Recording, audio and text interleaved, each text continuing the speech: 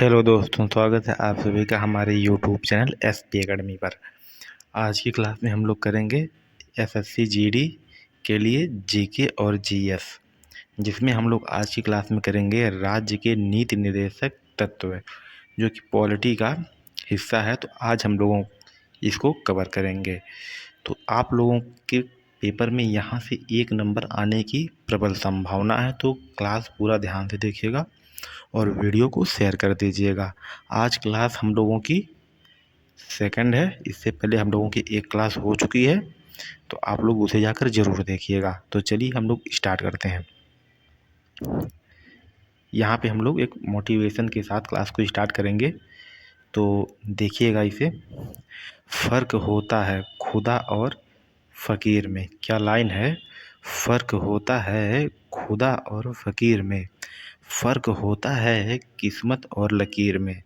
अगर कुछ चाहो और ना मिले तो समझ लेना कि कुछ और अच्छा लिखा है तकदीर में।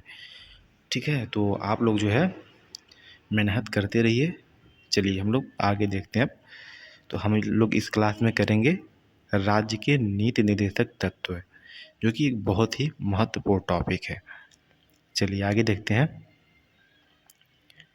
यहाँ पे ध्यान से देखिएगा और इसे कॉपी में नोट्स कर लीजिएगा। तो देखिएगा यहाँ पे संवैधानिक प्रावधान, ये जो है संविधान में कहाँ पे इसका उल्लेख है राज्य के नीति निर्देशक तत्वों का।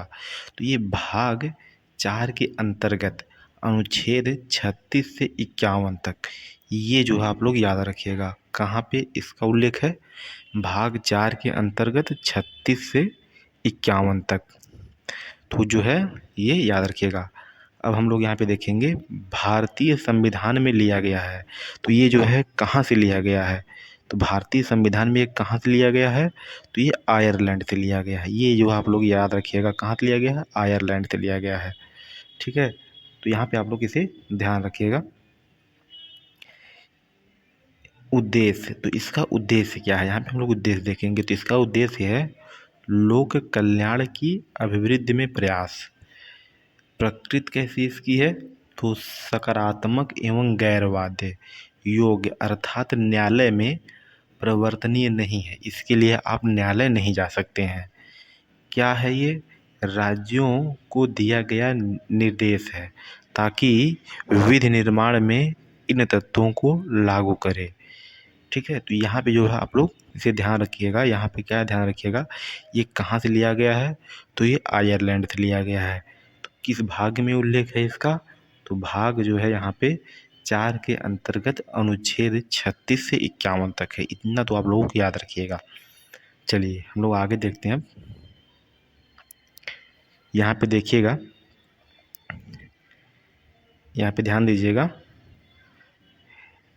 नीति निर्देशक तत्व के संबंध में संविधान में संशोधन कितनी बार अब तक किए गए हैं, तो यहाँ में देखिएगा। तो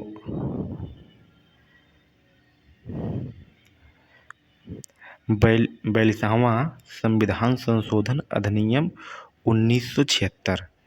तो यहाँ पे देखिएगा अनुच्छेद 39 का, ये जो है बहुत ही इम्पोर्टेंट है, आप लोगों से पूछता है अनुच्छेद 39 का। तो सामान्य न्याय एवं निःशुल्क विधिक सहायता, यहाँ पे जो है क्या उल्लेख है, सामान्य न्याय एवं निःशुल्क विधिक सहायता। तो अनुच्छेद 39 का में है।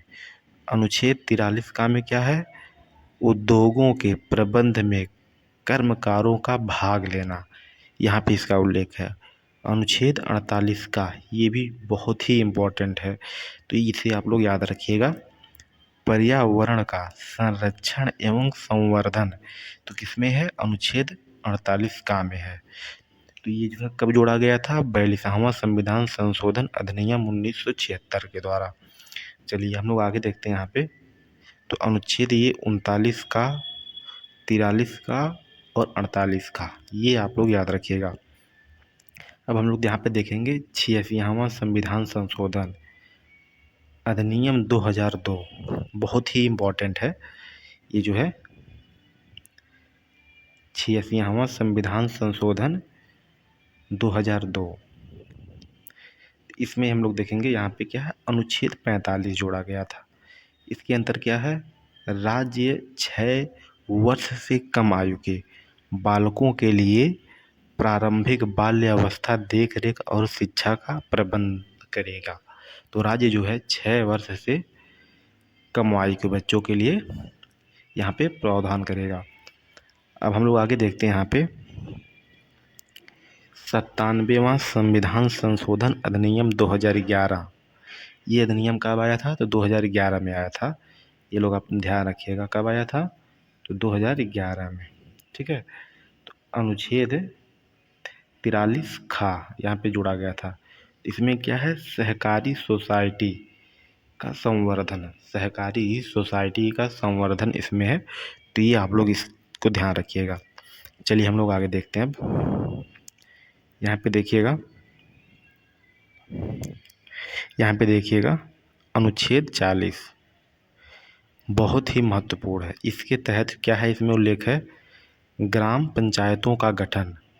ग्राम पंचायत का गठन किसमें, डायरेक्ट क्वेश्चन पूछता है, ग्राम पंचायत किस अनुच्छेद में गठन इसके प्रावधान किया गया है, तो किसमें है, अनुच्छेद 40 में है। अनुच्छेद 41 कुछ दशाओं में काम, शिक्षा और लोक सहायता पाने का अधिकार है। अनुच्छेद 42 में क्या है, तो यहाँ पे जो है काम की न्याय संगत और मानवोचित दशाओं का तथा प्रसूति सहायता का उपबंध किया गया है। तो अनुच्छेद 42 में है। चलिए आगे हम लोग देखते हैं, बहुत ही महत्वपूर्ण अनुच्छेद है, ये बार बार रिपीट होते हैं, तो इसे आप लोग जो है ज़रूर नोट कर लीजिएगा, वीडियो को डाउनलोड कर लीजिएगा। अनुच्छेद 43 देखिएगा यहाँ पे, अनुच्छेद 43 में क्या उल्लेख है, कर्मकारों के लिए निर्वाह एवं मजदूरी की बात किसमें की गई है, अनुच्छेद 43। इसी के अंतर्गत मनरेगा आता है, तो ये चीज़ ध्यान रखिएगा। अनुच्छेद 44 बहुत ही महत्वपूर्ण है, बहुत ही बार रिपीट हुआ है। तो क्या है, नागरिकों के लिए एक समान सिविल संहिता पूछता है किस अनुच्छेद में है, तो ये किस में है, अनुच्छेद 44 में है। अनुच्छेद 45 में क्या बात कही गई है, 6 वर्ष से कम आयु के बालकों के लिए प्रारंभिक बाल्य अवस्था देख रेख का उपबंध। अभी हम लोग इसे पीछे किए हैं, तो ये जो है याद रखिएगा। अनुच्छेद 46 अनुसूचित जातियों, अनुसूचित जनजातियों, अन्य दुर्बल वर्गों के शिक्षा और अर्थ संबंधित हितों की अभिवृद्धि किसमें की गई है, अनुच्छेद 46 में है।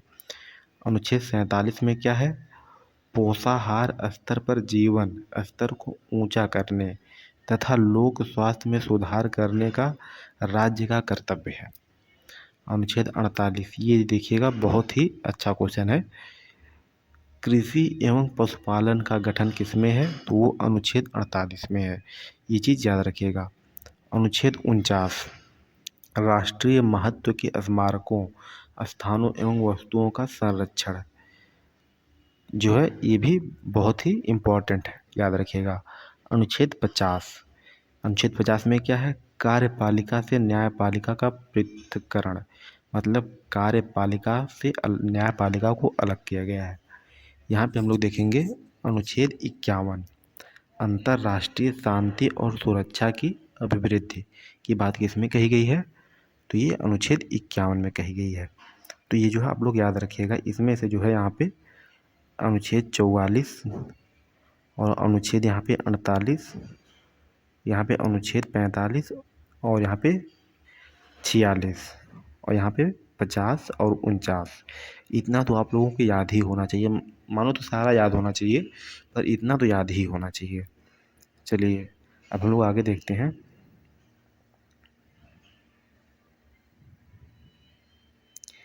यहाँ पे देखिएगा इम्पोर्टेंट फैक्ट है, 42वें संविधान संशोधन अधिनियम 1976 द्वारा जोड़े गए मौलिक कर्तव्यों की संख्या कितनी थी, 10।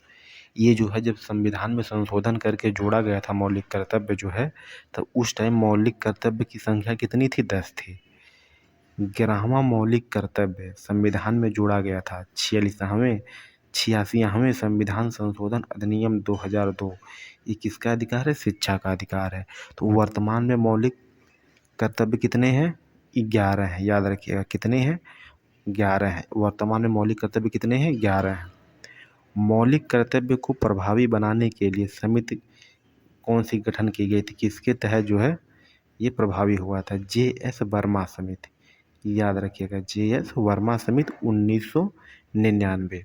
ये उतना इम्पोर्टेंट नहीं है पर ये दोनों बहुत ही इम्पोर्टेंट है, याद रखिएगा। वर्तमान में कितने मौलिक कर्तव्य हैं? तो 11 हैं। किस संविधान संशोधन द्वारा जोड़ा गया था? तो 42वें संविधान संशोधन 1976 द्वारा जोड़ा गया था। तब कितने मौलिक कर्तव्य जोड़े गए थे? 10। इतनी बात आप लोगों को याद होना चाहिए। चलिए, आज की क्लास आप लोगों को कैसे लगा कमेंट बॉक्स में ज़रूर बताइएगा। PDF के लिए जो है आप लोग टेलीग्राम चैनल को सब्सक्राइब कर लीजिएगा। नीचे आप लोगों को डिस्क्रिप्शन बॉक्स में टेलीग्राम ग्रुप का लिंक मिल जाएगा। आप लोग वहाँ पे जाके क्लिक करके टेलीग्राम से आप लोग जुड़ जाइए और वहाँ पे आप लोगों को हर दिन क्यूज होता है। हिंदी की वीडियो आप लोगों को मिल जाएगी। हिंदी की हम लोग मॉडल पेपर कर रहे हैं जिसमें 29 मॉडल पेपर हम लोग कर चुके हैं।